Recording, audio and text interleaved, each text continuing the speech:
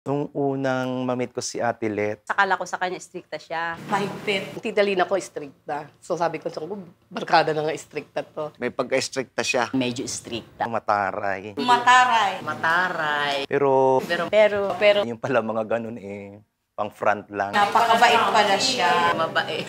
Pero mabait ng mami mo. joker din pala siya. Sa katrabaho, hindi siya nagdadamot ng mga alam niyang itulong sa mga teachers, lalo na sa mga bagong teachers. Ma-share siya ng kanyang mga kaalaman. Halos hindi umuwi hanggat hindi tapos ang trabaho. Parang nanay. Magaling siyang mumuno sa kasi Gusto niya yung maayos na trabaho. Tinuruan kami, ginabayan kami. Kung meron din lang siyang maitutulong, whether doon tungkol sa trabaho o personal, ginagawa niya yon.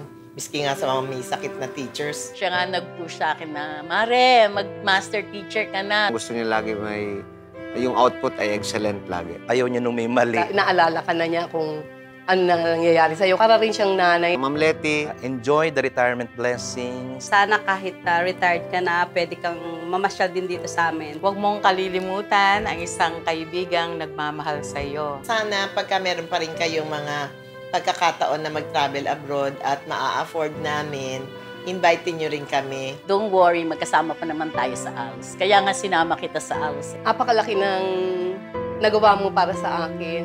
Good luck sa travel ninyo mag-anak sa Germany. Once a week, nagkikita tayo. No? Meron pa tayong chismisan, chika-chika, tsaka di ba manonood tayo ng sine, sabi mo yan. maraming salamat sa buhay at sa panahon, sa serbisyong pinagkaloob mo sa PO Main. Discover the new you in your new world. Hanggang ngayon, maganda ka pa rin. Kiss ka na namin dito sa TQC. Lahat ng mga lessons mo, lahat ng mga itinuro mo sa amin ay talagang nagiging guide na rin namin. Ako na maiiwan dito. Sino pa kaya magtitrigo tapos ni-request pa niya ako mag-MC sa kanya, baka ako umiyak doon.